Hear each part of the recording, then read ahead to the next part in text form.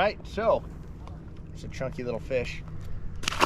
Today what we're going to talk about is the new Garmin transducer. Everybody's asking, how do you like the new Garmin transducer, the Livescope transducer, the LVS 34? The LVS 32 was the most recent transducer. It's what I've been using up until this year, and it's great. If you've got one, that's awesome. You should be totally happy with it. The 34 is the new version, and it's just a souped up version. I mean, as far as everything the 32 did, this thing just does it a little bit better, but there are a couple key differences. So today on this video, we are going to run through those differences, and we'll talk about, it, and you can decide for yourself on whether it's worth upgrading to the 34 or not. So stay tuned. Make sure you guys like and subscribe to the channel. Appreciate you guys tuning in, and I hope you enjoy the video. So the first and most important thing with this transducer is your ability to see from a long ways away. With the LVS 32, you had pretty good distance, but anytime you got beyond really 60 feet, you'd lose a lot of the clarity, and I like to run it with a range of about 60 feet like what we've got right here. You could get it out to 80 if you wanted, but you lost a lot of detail.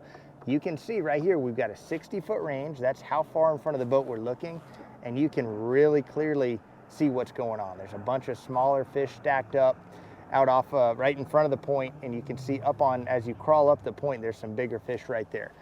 With this transducer, you can bump that all the way out. Wow, there I go hitting back. But you can bump that all the way out to like 80 feet and still see really, really clearly. You can see we're looking off the back side of the point. There's some fish at 65, 75. We're gonna keep backing it out and see how far we can see.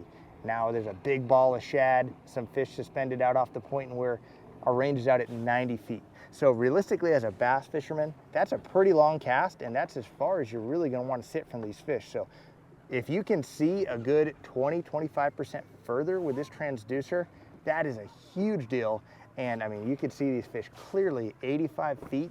To be able to do that with the old transducer, you would have to bump the gain way, way up and kind of cloud out your screen. Now you can do that and still be able to see the fish. I don't mind looking through a little bit of fuzz to see the fish, but they've been able to get that super sensitivity, get that super distance, and still have a really crystal clear screen depending on where you run your gain. And you can see I've got it at 70 right here. That's an extremely high number for the old transducer. So you'll be able to see so much further, so much clearer. That's the first big difference. Now, it also helps not just with seeing fish, but seeing your bait. So I'm gonna try to cast my drop shot right there in 40 feet, and we'll see how clearly we're able to see it out there. I came up a little short. I threw it about 33 feet, but you can see that clearly going to the bottom. I'm right in the fish, and I'm gonna leave it there for 1 second, see if he bites, but I'm gonna go a little further this time, try to throw it just for convenience sake, about 45 feet right up on top of this little high spot here. There it goes. There went my bait. It kind of was quick, but you could see it. To be able to see a drop shot rig that easily at 45 feet is pretty impressive. Now, with a bigger bait, you can see it way, way further than that, but not just seeing fish, but knowing where your bait's at, knowing it's around fish is really, really critical. All right, guys, you saw how easily that tungsten weight showed up on the drop shot as it was going down in that last picture. I've got two different weights here. They're both 1/4 ounce. One is a tungsten, one's a lead. You can see how much bigger that lead weight is, but the lead is so much less dense than tungsten. It's really gonna be beneficial to use tungsten drop shot weights if you're trying to see your bait on Livescope.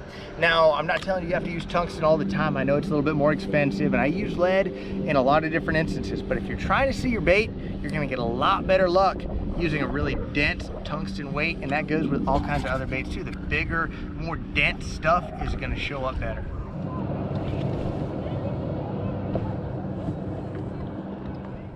If you've been running live forward sonar and the previous transducers, you've definitely seen what we refer to as the ghost tree. And it was almost an imaginary tree that would sometimes show up in this zone right here. I'm not an engineer, I'm not an expert. I don't know why that tree would show up, but after a while you would realize, hey, that's not an actual tree. That's just something that the sonar's creating with the way it's working. That's another thing that's been cleared up on the LVS 34. I'm not saying you never see it, but you see it a lot less frequently, and you can just see, they talk about cleared. You can see how much clearer that picture is right there. There's a school of bait right there, some shad, another school of bait out there, and a couple fish sitting in between. All right, guys, here's some fish on the bottom, right here where my thumb's at. That would be extremely difficult to see with the LVS 32, but you can see them really clearly with the 34. You can see how close they are to the bottom. Right there, that white spot right there, that's clearly a bass. He's 70 feet out, and he is so tight to the bottom. This transducer really shows that so well. All right, so you guys have seen it in action. The LVS 34 is awesome. Just like a buddy of mine said, it's almost foolproof when it comes to settings. You know, you can get that 32 really dialed in and have some great images, see stuff far away, but this thing is just much more user-friendly. You can set it up early in the morning and not be tinkering with it all day. You're gonna get super clear images, super far away, and that really helps you when you're using forward-facing sonar. You know, Livescope's an amazing thing. It's changed the way we fish. I love having it on the boat. It helps me catch more fish every day, whether I'm actually looking at fish to cast to, maybe watching how fish react to the bait.